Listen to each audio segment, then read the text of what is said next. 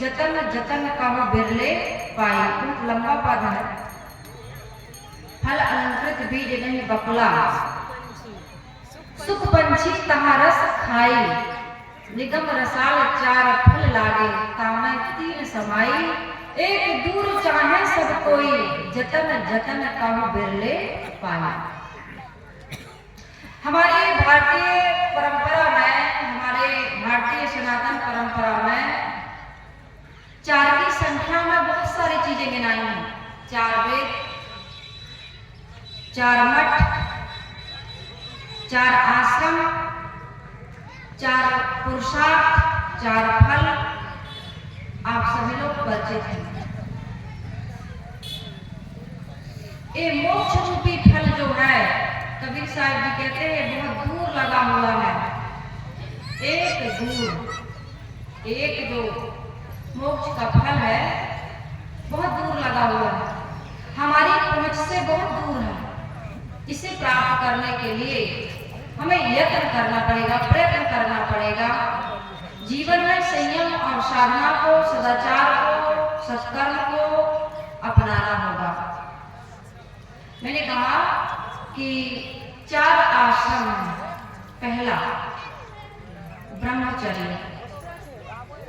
25 वर्ष तक जो व्यक्ति ब्रह्मचर्य की साधना करता है, बचपन से लेकर 25 साल तक, 100 साल की आयु वेदों में इसकी चर्चा, 100 साल की आयु मानते हैं हमारे ऋषि जन, हमारे गुरुजन, कि हम कितने साल तक जिए, 100 साल तक जिए। तो 25 चौके 100 होते हैं। तो हमारे ऋषियों ने कहा कि यदि मोक्ष चाहिए तो पहले क्या करना होगा? ब्रह्मचर्य की साधना करनी होगी। ब्रह्मचर्य का अर्थ होता है बड़ा आचरण। हमारे जीवन में यदि आचरण बड़ा ना हो तो कुछ भी मिल सकता नहीं है। आचरण की विशेषता है, आचरण की महानता के कारण से ही बड़े बड़े कार्य इंसान कर पाता है। इसलिए हमारे ऋषि कहते हैं, आचार शुद्धो सत्य शुद्धि, सत्य शुद्धो ध्रुवा स्मृति, स्मृति लभ्ये सब ग्रंथि नाम विप्र मोक्षा। आहार हमारा कैसा होना चाहिए? शुद्ध होना चाहिए। इतनी भीड़ देख करके, माताओं की भीड़, लेकिन माताओं ने एक गलती की। क्या गलती की? कि ये जो अपनी लाइन है वो इधर क्रॉस करना था, वो इधर क्रॉस कर गई। इधर बैठती तो इनकी संख्या अलग दिखती। देखिए वो माता बहनें बैठी हैं। महिलाओं की जो एक सीमा है उसको पार करके हमारे भाई लोगों की वोट, इसमें आप लोग शामिल हो, इनकी संख्या में शामिल हो गए। माता बहनों की ये उदारता, लगा होगा कि भाई लोग कम है तो चलो इनकी संख्या में शामिल हो जाते हैं। इतनी भीड़ में हम ये आशा करते हैं, हमें प्रयास कर रहे हैं, शैलेंद्र साहब जी का ये अथक परिश्रम आपको सफल बनाना है। क्या बनाना है? भीड़ के साथ साथ हमको समझदारी का परिचय देना है। क्या परिचय देना है? बच्चों को सुंदर संस्कार। अब गृहस्थ का एक ही काम है, अपने संतान को, अपने बच्चों को अपनी रहनी और आचरण से सुंदर संस्कार देना।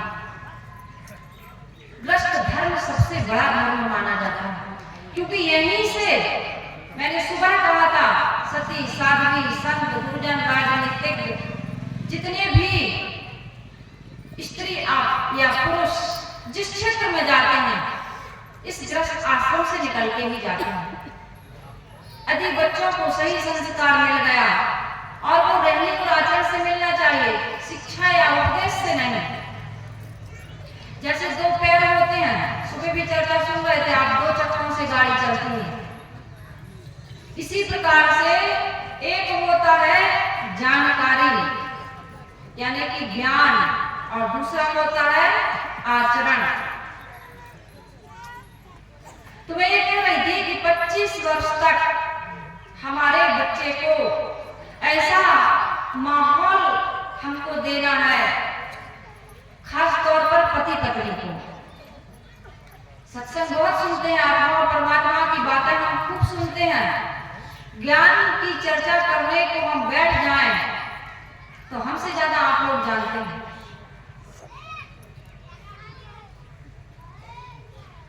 हमसे ज्यादा आप लोग जानते हैं।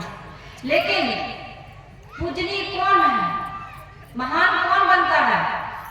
जो जितना जानता है उतना जीवन में धारण कर ले, उसके लिए उतना पर्याप्त है। तो माता बहनों को, भाइयों को अपने बच्चों के सामने कोई भी ऐसा व्यवहार, कोई भी ऐसी क्रिया प्रतिक्रिया नहीं करना चाहिए, क्योंकि संस्कार बच्चे कहाँ से लेते हैं? घर से, परिवार से, माता पिता से। पहली पाठशाला माँ का गर्भ होता है, गर्भ। बच्चा गर्भ से संस्कार ग्रहण करता है। बच्चा माँ के विचारों से, माँ के आचारों से, माँ के हर एक्टिविटी से, हर क्रिया प्रतिक्रिया से बच्चा प्रभावित होता है।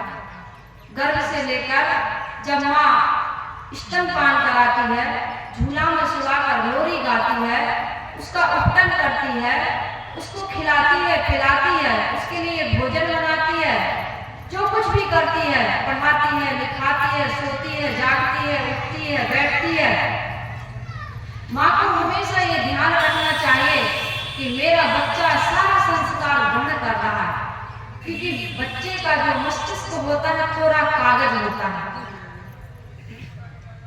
और हम जो कुछ भी देखते सुनते हैं, जो कुछ भी व्यवहार करते हैं, बच्चा बड़े ध्यान से देखता, सुनता और नकल करता है। छोटे छोटे से बच्चे मम्मी पापा बनते हैं। बड़ी बहन है, छोटा सा भाई है। हम लोग ट्रेन से आ रहे थे तो जुड़वा बच्चे थे, हमारे रिजर्वेशन वाली सीट के सामने ही जुड़वा बच्चे थे। एक भाई था, एक बहन है, लड़की और लड़का। पूछा कि कितने साल के हो, तो बोले 5 साल के हैं। तो उनके मम्मी पापा दोनों सो गए, तब वे क्या करे क्या, तो भाई क्या कहता, है ना मम्मा, कुछ भी बात करता था, है ना मम्मा।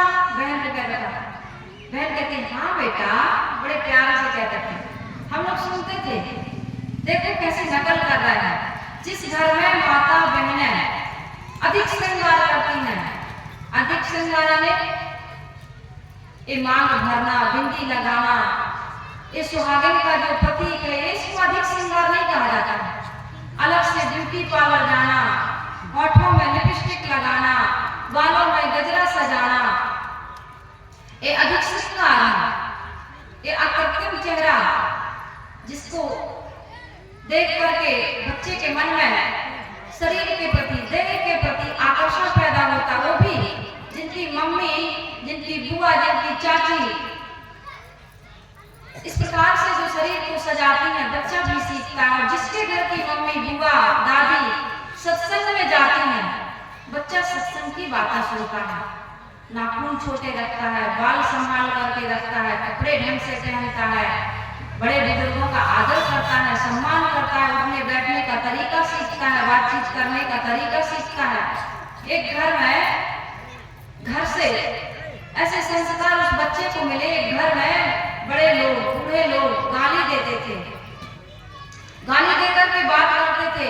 एक दिन उनके घर में संत जी आए, जैसे अभी नूतन के घर में शादियां रुकी हुई हैं। खैर उन्होंने बुलाया नहीं, बुलाया तो संत जी ने, लेकिन संत व्यवस्था देखते हुए भक्तों के घर में भी संतों को, साध्वियों को आसन देते हैं। तो उनके घर में भी संत गए हुए थे, तो बड़े लोगों ने तो प्रणाम किया। बच्चा आया खेलकर, बच्चे को कहा कि बेटा जाओ, संत जी आए हैं, प्रणाम करके आओ। तो बच्चे का मन तो नहीं था, क्योंकि कभी देखा नहीं था। कितने ऐसे घर होते हैं कि घर के लोग कभी संतों का दर्शन नहीं करते, सत्संग में नहीं जाते, सत्संग नहीं करते, सदाचार से उनको कोई वास्ता नहीं, कोई लेना देना नहीं। मैं बात कर रही हूँ कि ब्रह्मचर्य का पालन, बड़ा आचरण कैसे करें। बचपन से यदि माता पिता उस वातावरण में नहीं पलेंगे तो बच्चे ब्रह्मचर्य से, बड़े आचरण से नहीं रह सकते हैं। हम जो रामायण पढ़ते हैं, रामायण में बताया गया कि माँ सीता यहाँ जिनकी जन्म स्थान है, जनक जननी माँ सीता, राजा जनक कैसे थे, विदेह जिनको कहा जाता है, देह से उनको कोई लेना देना नहीं। विदेह, देह में रहते रहते देह का भाव समाप्त हो गया था। देह बुद्धि नहीं थी उनकी। कैसी बुद्धि थी? आत्मबुद्धि, इसको मैं कह रही थी आहार शुद्धो। आहार का अर्थ मुर्गी अंडा छोड़ देना, मांस मछली खाना छोड़ देना, गुटखा शराब छोड़ देना, यही नहीं है। ये 5 ज्ञानेंद्रियों से जो हम शब्द स्पर्श रूप रस गंध की खुराक ले रहे हैं, ये सब शुद्ध होना चाहिए, सात्विक होना चाहिए, संतुलित होना चाहिए। इसकी चर्चा मैं कर रही हूँ। तो बच्चा उनके घर में कभी संत गए ही नहीं थे। कितने ऐसे परिवार के लोग हैं जिनके घर में संत नहीं जाते, न संत के वहां वो जाते। लेकिन अब उनके गांव में आश्रम बन गया होगा, किसी ने कार्यक्रम करवाया होगा, आश्रम दिया, जैसे भी वो संत गए। अब बड़े लोग तो थोड़ा सीख लेते हैं, लेकिन बच्चे तो बिल्कुल निर्मल स्वभाव के होते हैं। उनमें कोई दिखावटी बनावटी नकलीपन नहीं होता, जो है ओरिजिनल होता है। संत जी अचानक गए, उनके घर के लोगों ने कहा कि जाओ संत जी को प्रणाम करके आओ। तो बच्चा गया तो संत जी रूम में थे ही नहीं, कमरे में थे ही नहीं, वो अटैच लेट बाथ था, फ्रेश होने के लेट बाथ में रहे होंगे वो। तो बच्चा जाता और कहता है, साले संत जी के दर्शन करने आया, प्रणाम करने आया, साले संत जी है ही नहीं। और बच्चा संत जी को, और साले क्या होता है और किसको बोलना चाहिए उसको पता। कहते हैं गाली मत दो, गाली मत दो।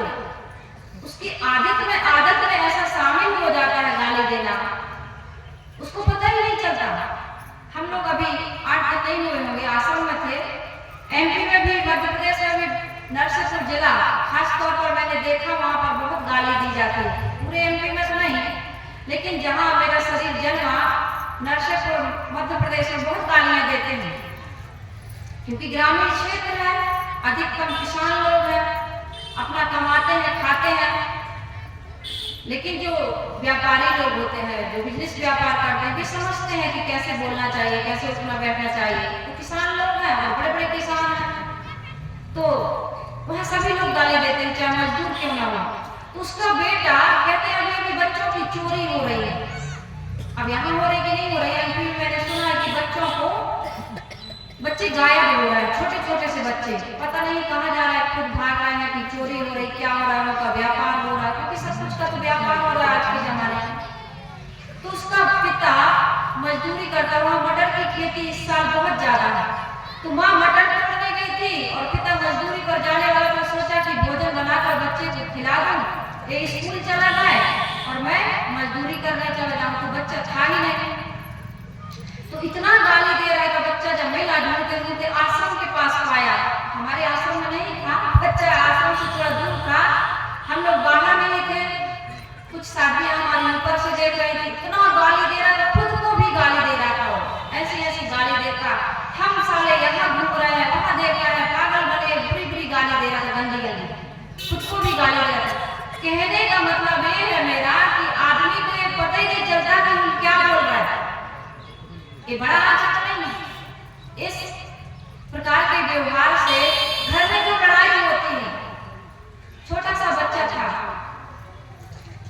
इतिहास में अक्सर लड़ाइयाँ और लड़ाइयों की तारीख याद करवाई जाती है। बच्चा पढ़ रहा था, एक दिन पापा से पूछा, पापा ये लड़ाइयाँ क्यों होती हैं, लड़ाई का कारण क्या होता है? तो पापा ने कहा, बताने लगा, मान लो आपकी मम्मी पाकिस्तान की, उसकी मम्मी पाकिस्तान की थी, नहीं होगी सीमा हैदर जैसे। ये तो स्वाभाविक बात नहीं है, पाकिस्तान से कोई लड़की यहाँ शादी कर ले, बहुत कम ऐसी घटना दुर्घटना होती होगी। तो पापा कहता है, मान लो आपकी मम्मी पाकिस्तान की और हम हिंदुस्तान के हैं, और पाकिस्तान हिंदुस्तान पर हमला कर दे, तो मम्मी रसोई में थी, भोजन बना रही थी, बेलन पकड़ी थी, रोटी बेल रही थी, तो बेलन लेकर के आती, कहती जब देखो तब पाकिस्तान ही हमला करता है, क्या हिंदुस्तान हमला नहीं करता?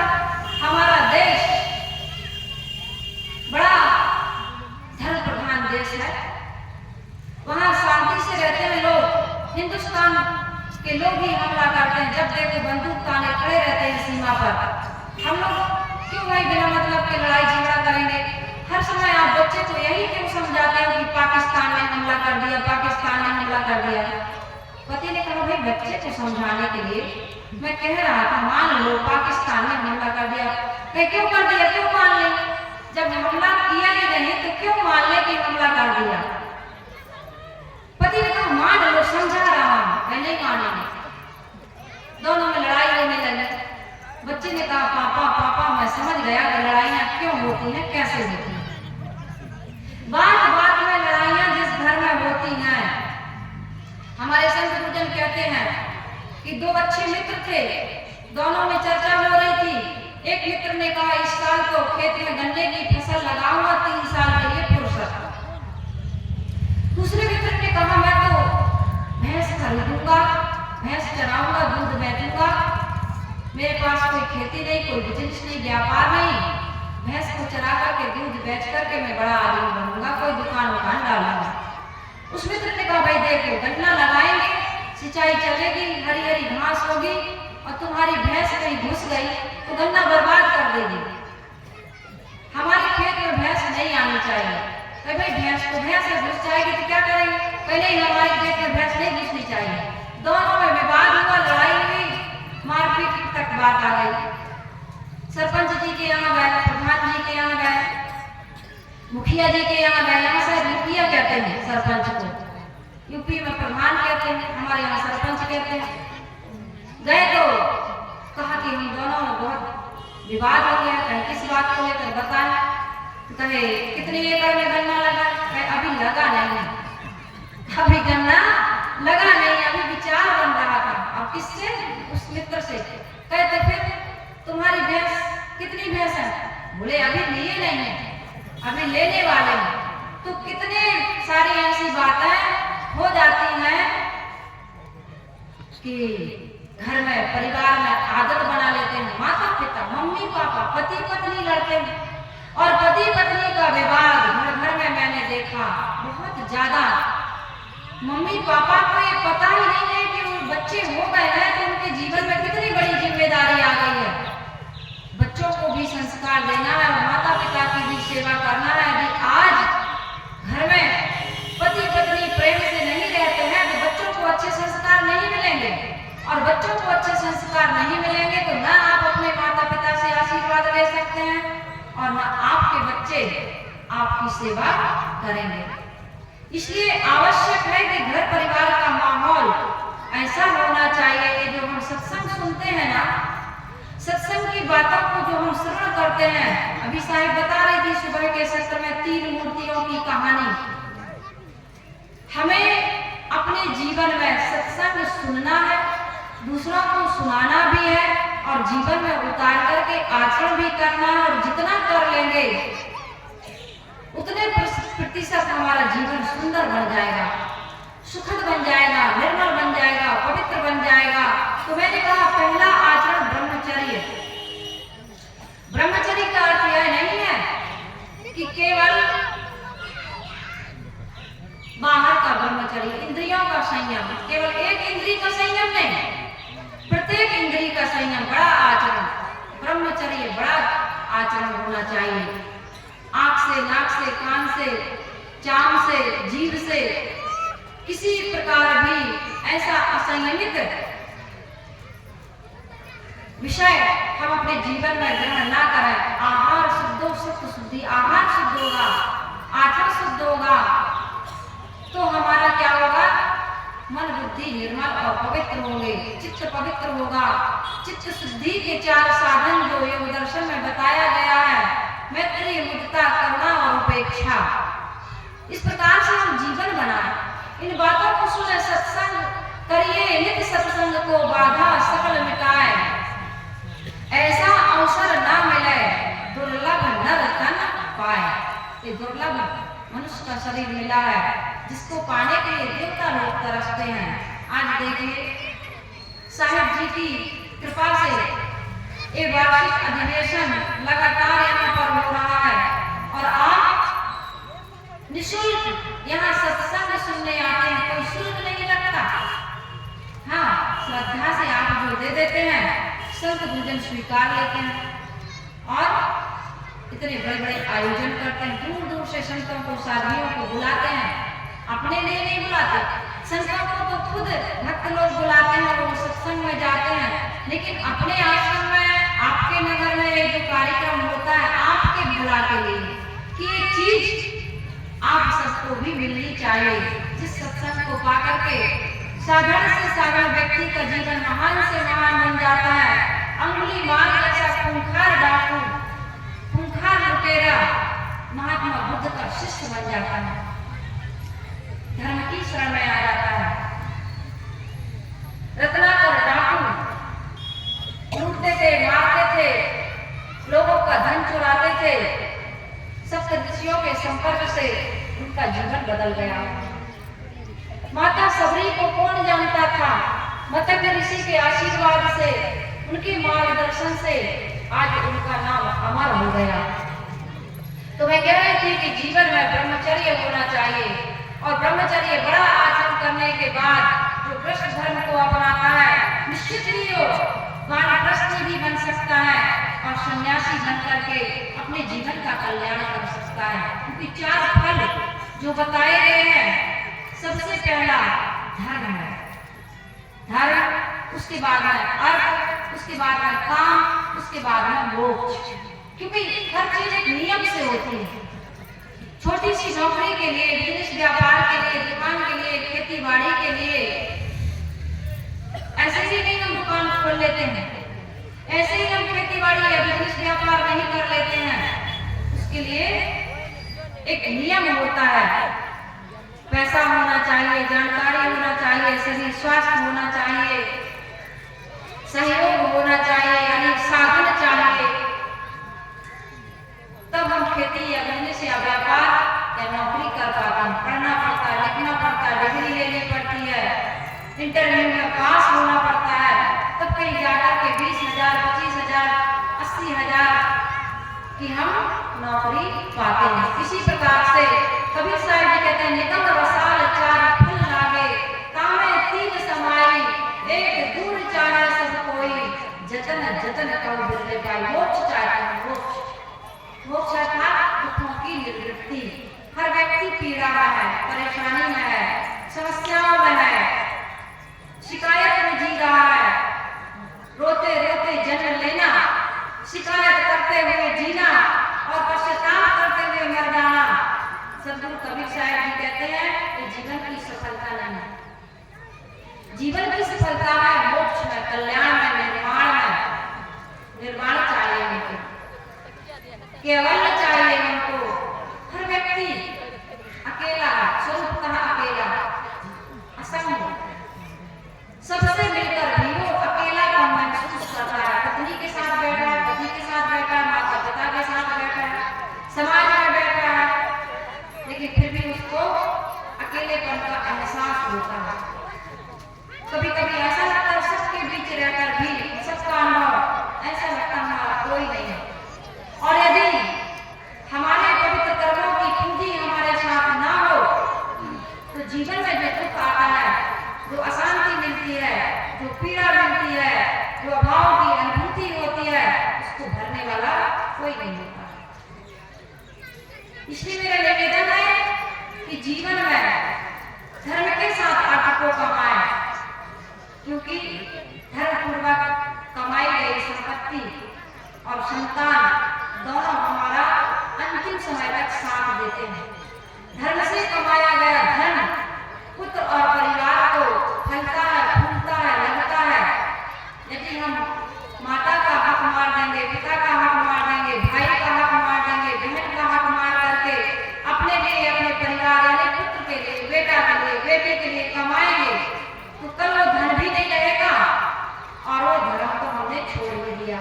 हमारे परिवार के लोग हमारी उपेक्षा करते हैं। कई घरों में मैंने देखा, धन कमाने के चक्कर में भाई का हक मार दिया, देवरानी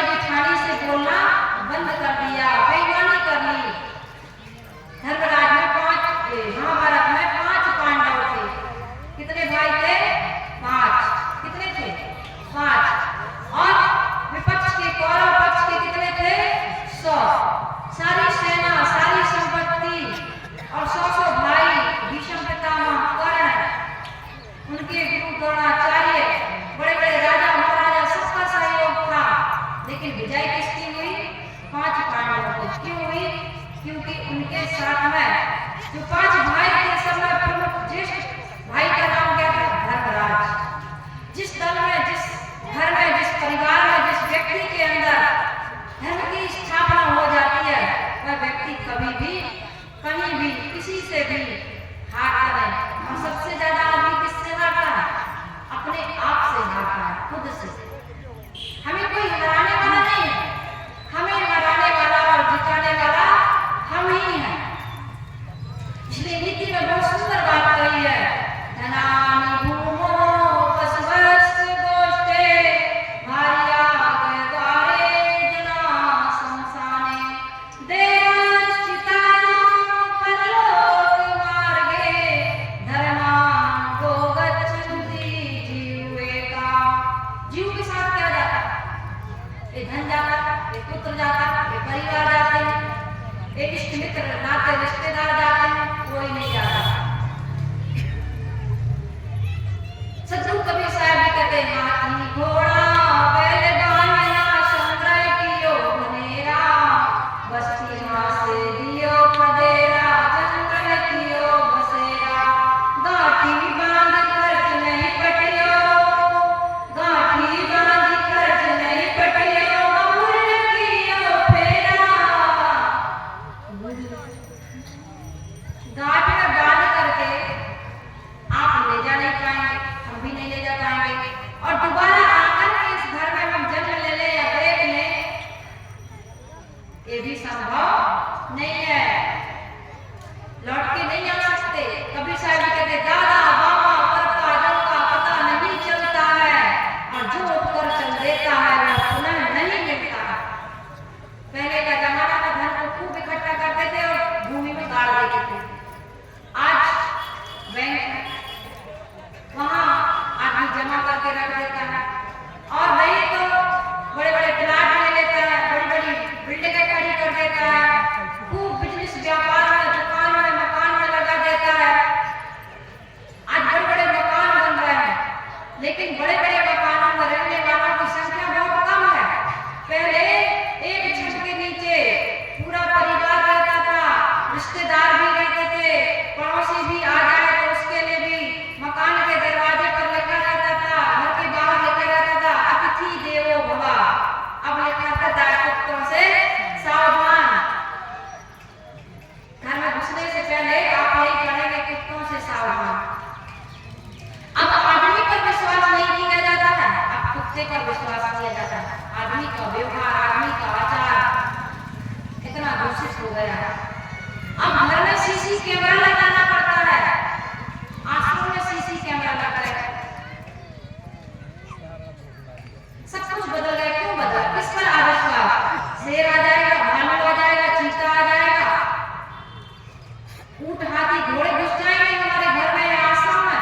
नहीं, मनुष्य से डरना। आदमी को देखकर अब डर रहा है, आदमी समझ कुछ आता नहीं क्या कर रहा है, आदमी को मार कर घर भर रहा है, आदमी क्या क्या कर रहा है। आदमी पति पत्नी हनीमून पर गए थे, कहने बुरा लगता है, वही ड्रम में, किसी को ड्रम में भर दिए, किसी को धक्का दे करके मार दिए, पता नहीं क्या क्या हो रहा है। इतना बड़ा आचरण, कितनी कितनी कृतियां आ रही हैं, आप लोग टीवी में, मोबाइल में देखते होंगे। क्यों हो रहा है? सत्संग के अभाव। आजकल की नई पीढ़ी सत्संग से जुड़ ही नहीं रही है। अब न जुड़ने का कारण है घर के अभिभावक लोग, माता पिता, बड़े बूढ़े बुजुर्ग लोग।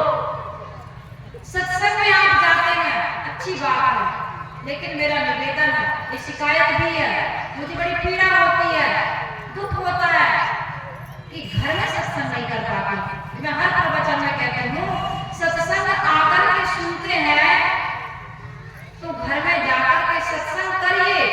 यहाँ सुनने को मिल रहा, सुमन साहब जी कह रहे थे ना, यहाँ आप सुन रहे हैं, और जो सुन रहे हैं उसको कहाँ करेंगे? यहाँ से उठ करके तुरंत, ये नहीं उठ करके जाए। कहीं सत्संग में अपने आप को बदलना चाहिए, कुछ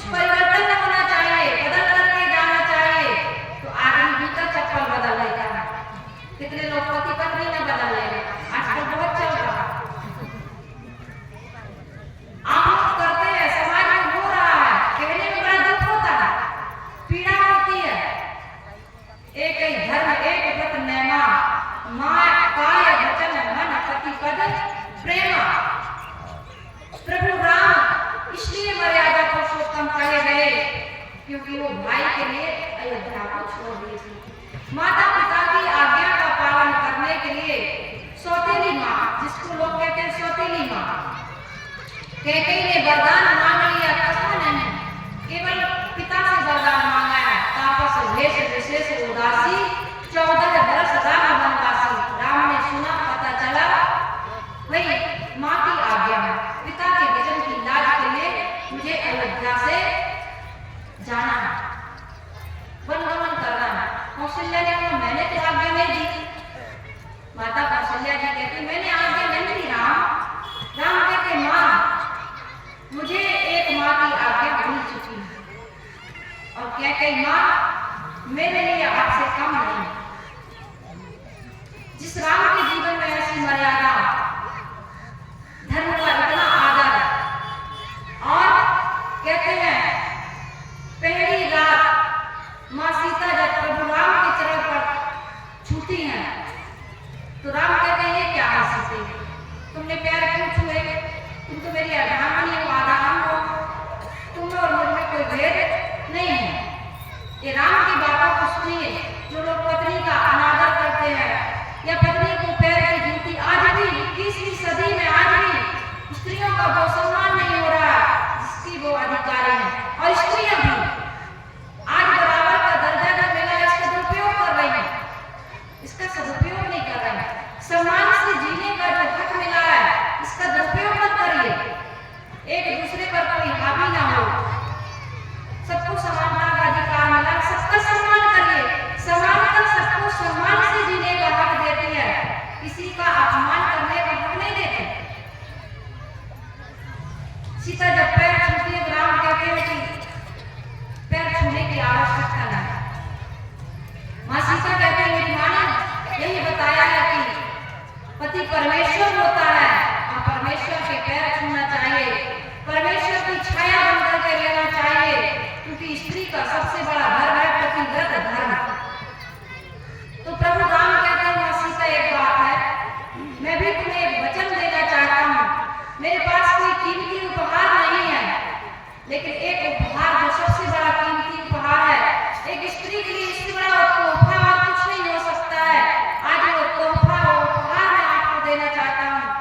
सीता जी गंभीर हो जाती है, कहती हैं आज मैं मनवाणी कर्म से एक संकल्प लेता हूँ, वचन देता हूँ कि तुम्हारे अलावा मैं किसी भी पराई स्त्री को यदि देखूंगा तो माँ बहन बेटी की दृष्टि से देखूंगा, गलत दृष्टि से नहीं देखूंगा। और यही संकल्प माँ सीता भी लेती। आज इतना जीवन में यदि आचरण कर लें तो हमारा जीवन महान बन जाए। सत्संग सुनना, करना और कराना सफल और सार्थक हो जाए। रामायण पढ़ाते हैं, पढ़ते हैं, राम कथा सुनते हैं, सुनाते हैं, अखंड रामायण का पाठ होता है, पूछा जाता है क्यों करवा रहा है, कहते भाई से मुकदमा चल रहा है और उसकी विजय के लिए मैं अखंड रामायण का पाठ करवा रहा हूँ। ऐसी मानसिकता है तो मैं कह रही थी धर्म की विजय होती है, हमें धर्म से चलना चाहिए। धर्म पूर्वक जो कमाई करता है, अर्थ की प्राप्ति करता है, उस अर्थ से अपनी कामनाओं की जो पूर्ति करता है। धर्म से धन कमाओ और धन से उचित आवश्यकताओं की पूर्ति करो। और जो व्यक्ति आवश्यकता और इच्छा में फर्क समझता है वह व्यक्ति कल्याण या मोक्ष का भागीदार बन सकता है, उसे कल्याण या मोक्ष मिल सकता है, अर्थात दुखों से मुक्त वही हो सकता है। वरना इस संसार में सदगुरु कबीर साहब जी कहते हैं बहुत दुख दुख की खानी तब बजो जब रामे जाना। बड़े बड़े लोग, राजा महाराजा, कबीर साहब जी कहते हैं तेरे धरे को दंड को सबका मुंह को होए, ज्ञानी भुगते ज्ञान से अज्ञानी भुगते रोज, सबको दंड मिलता है। ये देह धारण करना ही समझ लीजिए हमारे कर्मों का फल भोगने आए हैं। इसलिए कबीर साहब जी और कहते हैं संसार के दुख को देखकर बहुत दुख की खाने के साथ साथ साहब कहते हैं तन धर सुखिया काहू न देखा, जो देखा सो दुखिया। इस दुखालय में शाश्वतम, इस क्षणभंगुर परिवर्तनशील संसार से यदि हमें मुक्ति चाहिए, या सुख चाहिए, शांति चाहिए, प्रसन्नता चाहिए, तो पहला काम बड़ा आचरण करना। और बड़ा आचरण बड़े होने के बाद नहीं होता, बड़ा आचरण बचपन से होना चाहिए। और बचपन से अपने बच्चों को ऐसा संस्कार, हम तो जीवन जी चुके, अब जैसा जीवन जीना था, अब वो ऊर्जा नहीं है, बुढ़ापा लंगड़ा हो गया और जवानी अंधी है। इसलिए अंधी जवानी को लंगड़ा बुढ़ापा दोनों का यदि संयोग हो जाए तो ही घर परिवार समाज में शांति आ सकती है, आचरण में पवित्रता आ सकती है, बच्चों को अच्छे संस्कार मिल सकते हैं, बच्चों का जीवन अच्छा बन सकता है, भविष्य अच्छा बन सकता है और पूरे समाज में एक नई क्रांति आ सकती है। वरना आज मीडिया के माध्यम से, मोबाइल के माध्यम से समाज पाश्चात्य सभ्यता की ओर आकर्षित हो रहा है। अपने घर परिवार को, समाज को, अपनी सभ्यता को बचा करके रखिए, संस्कृति को बचा करके रखिए, अपने संस्कारों को बचा करके रखिए और घर परिवार समाज को सुंदर बनाइए। इन्हीं शुभकामनाओं के साथ मैं अपनी वाणी को विराम दे रही हूँ। आप लोगों को विचार अच्छे लगे या कुछ मानेंगे, इन विचारों को जीवन में आचरण करेंगे तो हाथ ऊपर उठा करके जोर से जयकारा लगाएंगे, बोलिए सतगुरु कबीर साहिब की। सभी लोगों ने हाथ खड़े किए, मुझे बहुत अच्छा लगा। आप सभी लोग मेरी कुछ बातों को जितना भी आप कैच कर पाए जरूर सुनिएगा, जरूर जीवन में आचरण करिएगा। आप लोगों को धन्यवाद। बोलिए